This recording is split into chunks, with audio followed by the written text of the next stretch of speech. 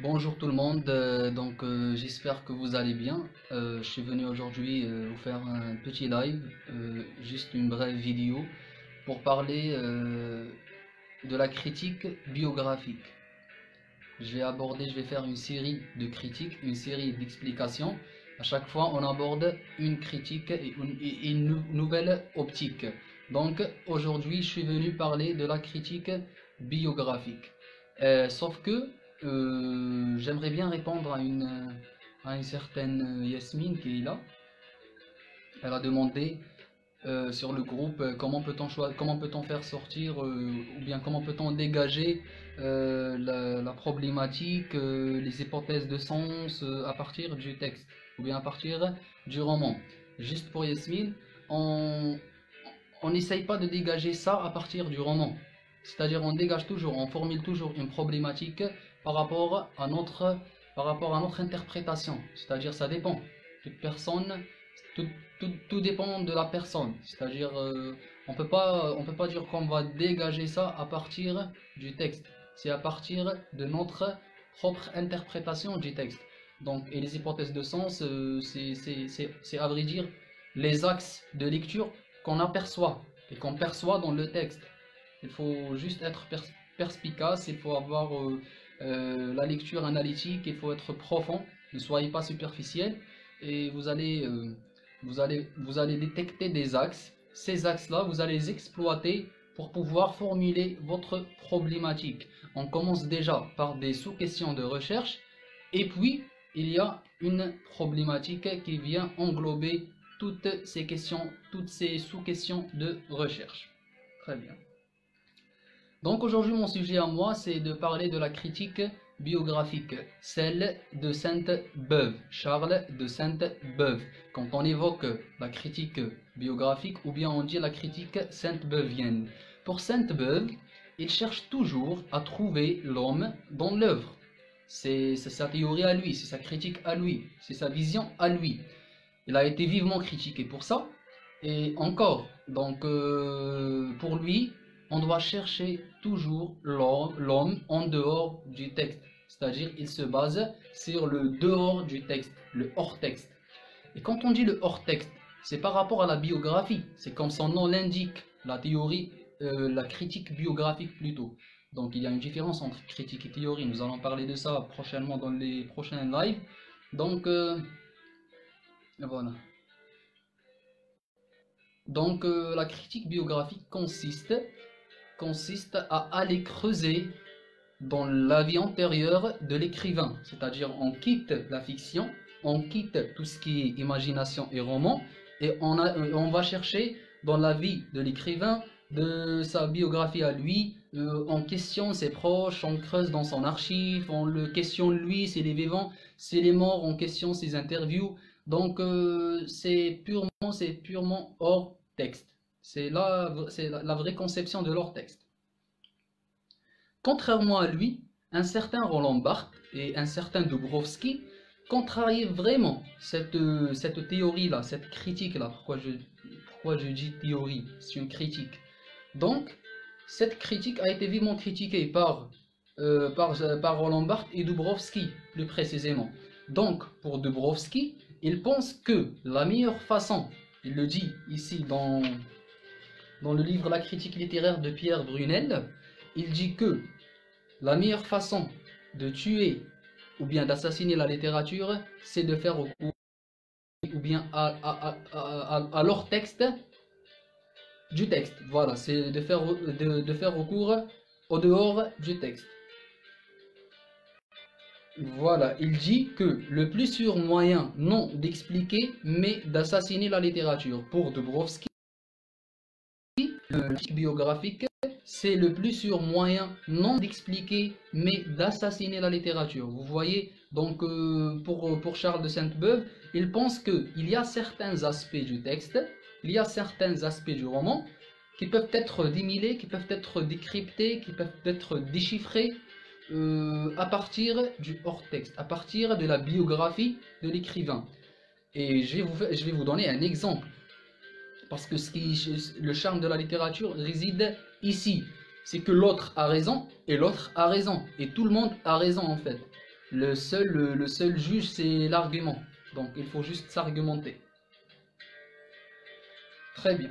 Donc, et puis, je vous ai dit que Roland Barthes vient contrarier l'idée ou bien la critique de Sainte-Beuve.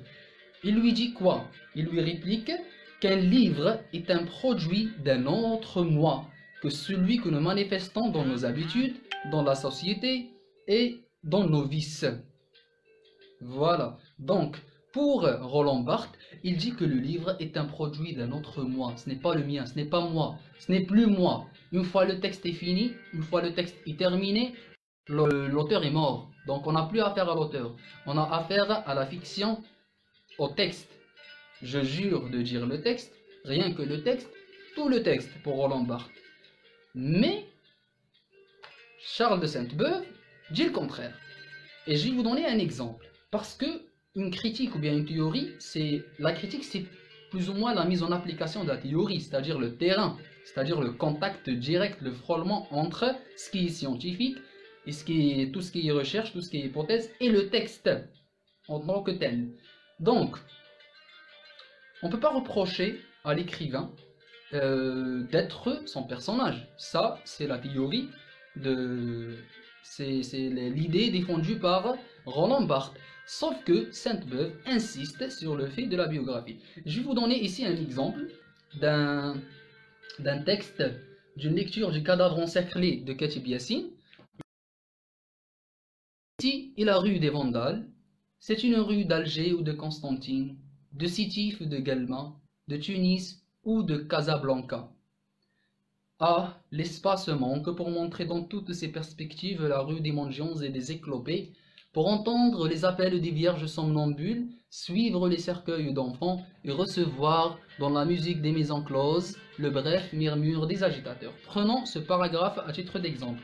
Quand on essaye de faire la critique sainte-beuvienne, ou bien la critique biographique, nous allons nous poser la question, pourquoi déjà cette énumération?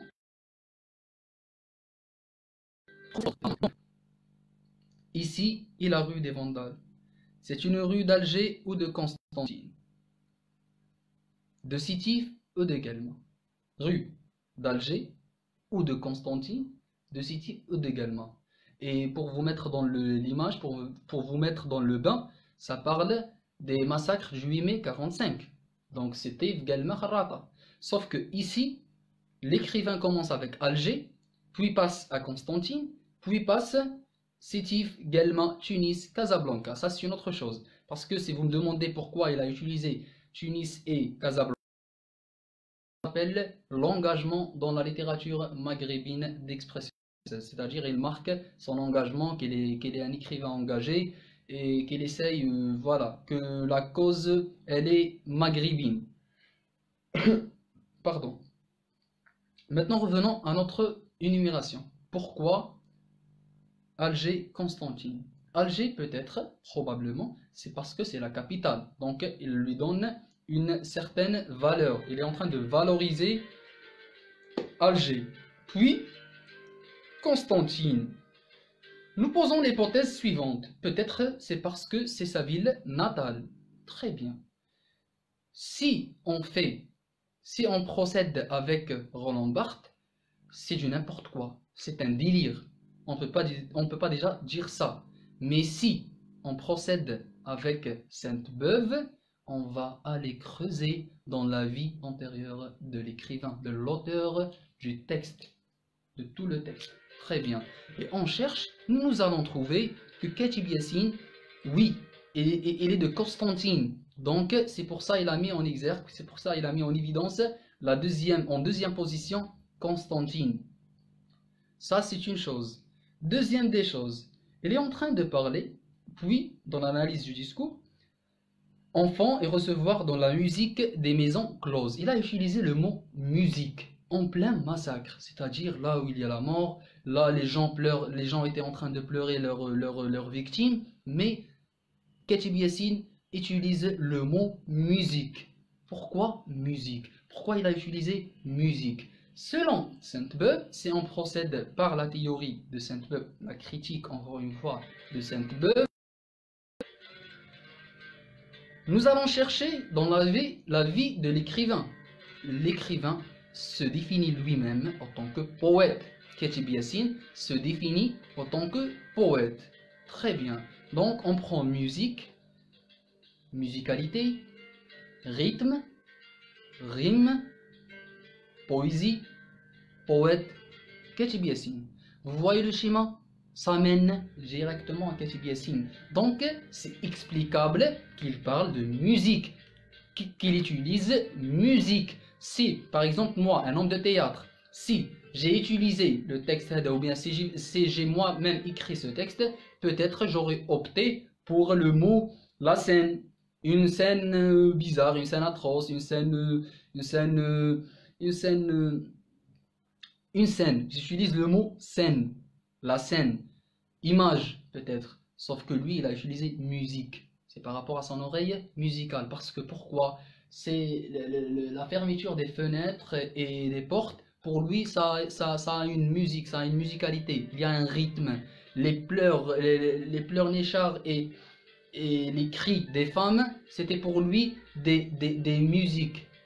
D'accord? Donc, voilà. C'est quand on se base, quand on se pose sur la critique sainte-beuvienne.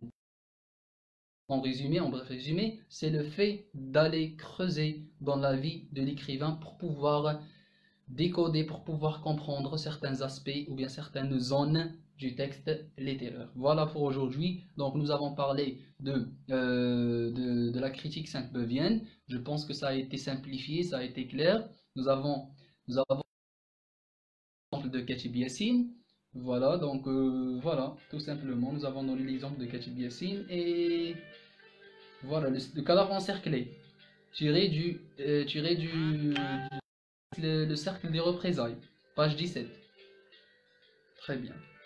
Donc voilà, tout simplement. Je vais conclure avec une citation. Pour Dubrovsky et Roland Barthes, disent et pensent que la mise en rapport intelligible entre écrit et écrivain, c'est ça le vrai concept de la critique biographique.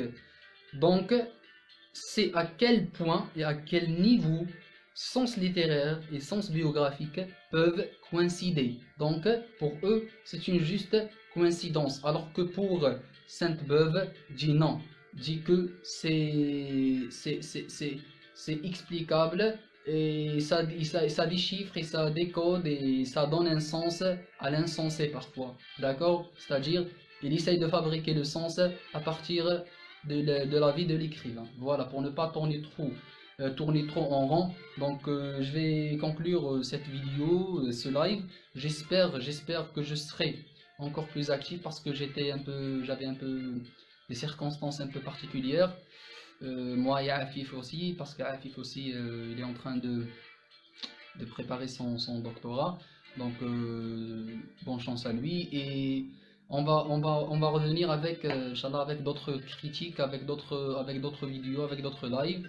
On va partager les rôles. Lui, il va s'occuper des théories littéraires. Moi, je vais m'occuper des critiques littéraires et beaucoup plus des textes littéraires, d'accord? Donc si vous avez des questions, si vous avez des remarques, si vous avez des constatations, n'hésitez pas à les laisser dans les commentaires, on va prendre en considération tout ça. Donc je vous souhaite une bonne nuit, donc voilà, prenez soin de vous et à la prochaine, Inch'Allah.